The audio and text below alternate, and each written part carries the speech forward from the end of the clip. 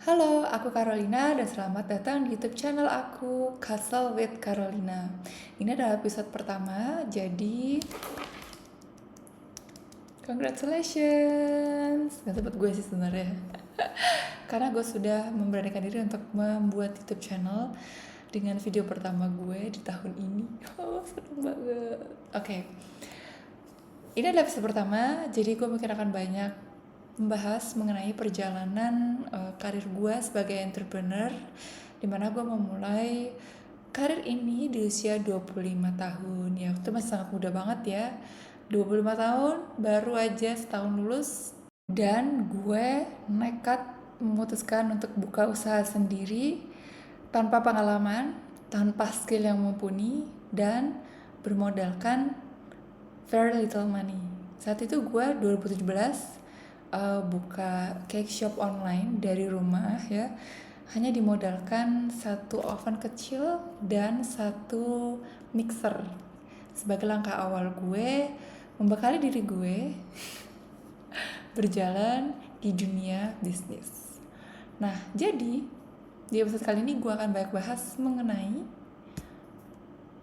apakah kita perlu memulai bisnis modal nekat aja, atau perlu perencanaan yang matang, atau perlu segala macam teori supaya bisnis ini berjalan dengan mulus.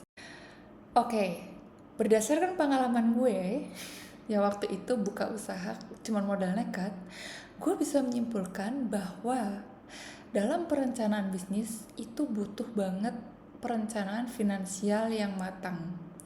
Karena ya cash flow dalam bisnis itu adalah detak jantung atau nadi yang menggerakkan bisnis itu sendiri.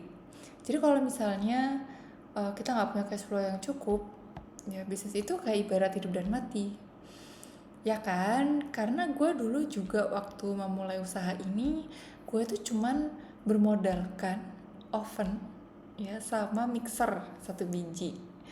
Dan sedikit banget uang, waktu itu kalau nggak salah sekitar 5 juta ya, yang gue pakai untuk cukup beli bahan dan juga beli box buat kue gitu. Nah, gue nggak punya budget untuk marketing saat itu karena modalnya tuh minim banget ya, cash flow itu sangat-sangat sedikit, cuma 5 juta. Dan gue channelingnya itu adalah dengan of course buka IG ya, dan gue ngurusin semua hal sosial media itu sendiri, mulai dari foto, bikin caption, desain, lalala. Kemudian gue memberikan sampel ke orang-orang yang gue kenal. Nah, sampel-sampel itu kan juga sebenarnya bagian dari marketing. Tapi kalau pada akhirnya dari sampel itu misalnya in within a month belum ada penjualan, kan berarti kita nggak ada cash flow yang masuk kan. Nah, kita perlu punya yang namanya cash flow cadangan instead of cash flow operasional. Dan saat itu karena gue nggak punya cash flow cadangan, jadi aduh gila, seret banget yang namanya gue melakukan promosi keluar other than cuman bagi-bagiin sampel. Jadi cash flow itu penting banget guys, penting banget direncanakan secara matang supaya nanti ketika kita nggak ada pemasukan ya, kayak misalnya kemarin tuh setahun gak ada covid gitu ya, itu kan pasti bisnis juga drop banget yang gak ada pemasukan. Itu kita masih punya dana cadangan atau dana darurat yang bisa cover biaya operasional selama kurun waktu yang kita rencanakan. Terus di samping cash flow atau perencanaan keuangan, penting juga kita punya perencanaan target jangka pendek dan jangka panjang. Jadi target jangka pendek itu untuk mengarahkan kita kayak bulan depan nih kita mau achieve apa ya. Biasanya sih kalau target itu kan lebih cenderung ke target sales atau penjualan, karena kita kan butuh bare minimum untuk pemasukan income yang menutup biaya operasional. Ya, itu paham banget. Tapi kalau misalnya kita baru mulai dari awal dan masih kecil, mungkin agak sedikit berat untuk kita langsung kejar targetnya itu dalam bentuk angka gitu ya, atau target sales. Nah, pengalaman gue waktu itu adalah gue membuat target setelah gue buka pertama ya sampai 1 bulan ke depan itu adalah gue R&D produk.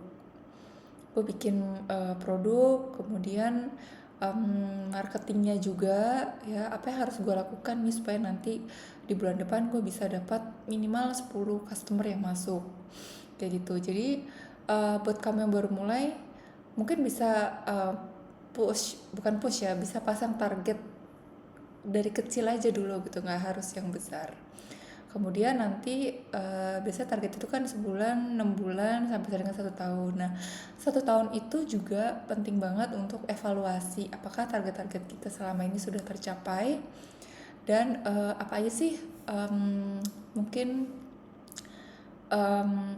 kekurangan-kekurangan yang harus diimprove dari 1 tahun perjalanan ini. Nah, 1 tahun itu penting banget ya untuk kita punya target yang jelas, karena dari 1 tahun itu kita akan melihat ke tahun berikutnya itu perjalanannya akan seperti apa. Kalau misalnya di 1 tahun pertama itu kita punya target yang gak jelas gitu ya, non achievable, kayak misalnya gue pengen 1 tahun dari sekarang pendapatan gue 1 miliar, itu kan unachievable ya, berarti kan kayak it's bukan impossible tapi kayak it's quite hard to achieve hal yang di luar kendali kita gitu ya. Jadi kayak kedepannya setelah 1 tahun itu jadi agak membingungkan gitu ya, kayak gue achieve 1 miliar pertama gue aja gue belum dapat, terus tahun depan gue mau achieve berapa lagi gitu kan. Nah, menurut gue starting from small, little by little itu akan lebih kelihatan hasilnya ya, meskipun sedikit di tahun pertama. Dan jujur aja karena gue juga waktu itu nggak terlalu nggak terlalu pasang target sales yang muluk-muluk, gue bisa melihat bahwa bisnis gue ini setelah 1 tahun ternyata membuahkan hasil yang baik, hasil yang positif, arah yang gue bisa nih melanjutkan usaha ini dan pasang target berikutnya untuk di tahun selanjutnya. Nah, selain perencanaan bisnis, perencanaan keuangan, strategi marketing, target jangka pendek, jangka panjang, penting juga untuk kita membangun tim yang solid di awal menjalankan bisnis. Gue pada saat itu, ya karena minim banget modal, gue akhirnya memutuskan untuk mengerjakan semuanya sendiri, alias jadi solopreneur. Emang sih di tahun kedua atau tahun ketiga itu gue sempet hire karyawan musiman waktu Lebaran sama Natal, karena lagi rame-ramenya kan tuh ya, gue kecapean banget ngerjain sendiri, kewalahan, dan akhirnya gue meng-hire orang seadanya ya. Mereka nggak punya skill di bidang baking, mereka nggak profesional ya, maksudnya bukan professional worker, dan gue hire dengan gaji yang terbilang di bawah UMR, karena kan gue waktu itu hanya mampu untuk membayar gaji sekian ya, jadi gue mencari orang yang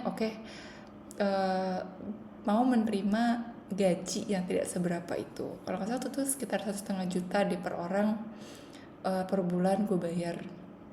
Tapi along the way gue melihat bahwa ternyata profesionalitas itu diukur dari besarnya gaji yang diterima karyawan.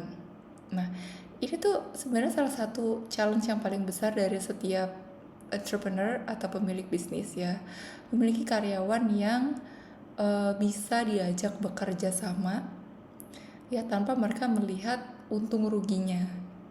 Karena jujur aja kan gue yang namanya kerja di F&B itu kan nggak bisa 9 to 5 tango pulang ya, tergantung dari orderan yang masuk gitu ya, apakah kapasitas produksi juga gitu, apakah hari ini sepi atau rame. Kalau sepi ya mereka mungkin nggak terlalu banyak kerja, tapi kalau rame mereka bisa kerja sampai malam. Cuman akhirnya gue melihat bahwa karyawan itu sebenarnya tidak bisa, dalam tanda kutip ya, dipaksa untuk bekerja sekeras kita, si pemilik usaha ini, kalau mereka melihat bahwa bayarannya itu nggak seberapa dengan effort yang mereka lakukan gitu. Jadi penting banget ya untuk kita dari awal, kalau misalnya kita nggak memulai bisnis dari perusahaan ya, alias kita memulai sendiri, untuk kita bisa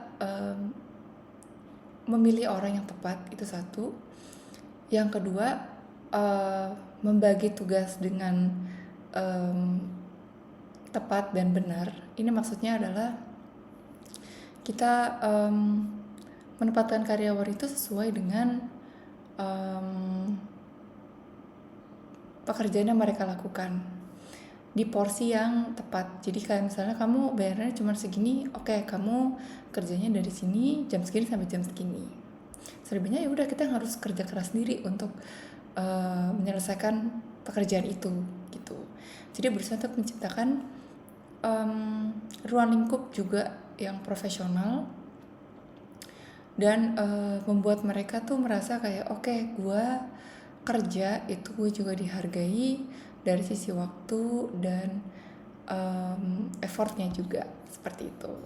Buat kalian yang mau start punya usaha di tahun 2025 ini, pastikan senekat apapun kalian memulai, kalian sudah punya perencanaan yang matang, terutama di 3 hal ini: cash flow, target jangka panjang, jangka pendek, dan pemilihan karyawan atau build tim yang solid di awal.